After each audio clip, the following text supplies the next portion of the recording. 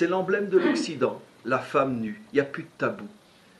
Mes amis, vous avez dans ce court récit toute l'histoire du monde, toute l'histoire des religions, toute l'histoire des civilisations. Il est intéressant de voir que dans ces deux mondes, le monde du refus de l'interdit ou le monde du culte de l'interdit, il est intéressant de voir que finalement, les deux ont pour symbole, ont pour emblème la femme. Sauf que dans le monde qui refuse l'interdit, l'emblème de la femme est une femme nue, alors que dans l'autre monde, c'est une femme voilée. Là aussi, c'est incroyable, ce paradoxe. Le même modèle, d'une certaine manière, le modèle féminin. Mais comment qu'on le voit, le modèle féminin? Pour les uns, et ça a commencé, comme je l'ai souvent dit, personne n'a fait attention à cette époque-là. Mais si les gens pouvaient savoir ce qui se cache derrière un sein, cette histoire de la Révolution française qui a pour signe un sein dénudé, on ne s'imaginait pas ce qu'il y avait derrière ça. L'idée était déjà lancée dès le départ. C'est l'emblème de l'Occident, la femme nue. Il n'y a plus de tabou. Rien n'est caché, rien n'est interdit, tout est montré. Le monde est en train de brûler. Si la dimension féminine n'est pas à sa juste place, à ce moment-là, le monde va brûler. Et les deux places où la dimension féminine ne doit absolument pas être, sinon le monde brûle, c'est soit elle n'a pas d'habit, soit elle est complètement couverte.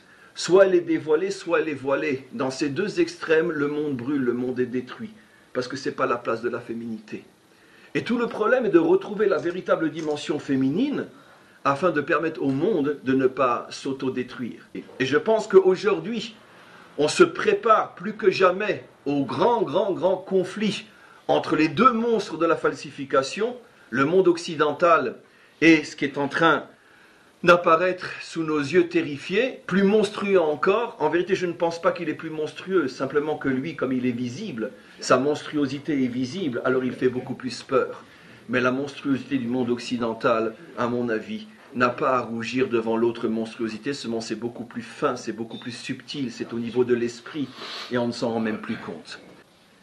Mes amis, vous avez dans ce court récit, et je le dis de la manière la plus sérieuse possible, toute l'histoire du monde, toute l'histoire des religions, toute l'histoire des civilisations, y compris mot pour mot notre conflit actuel.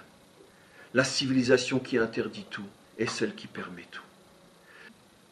Or, aujourd'hui, on est en train de voir apparemment le processus contraire.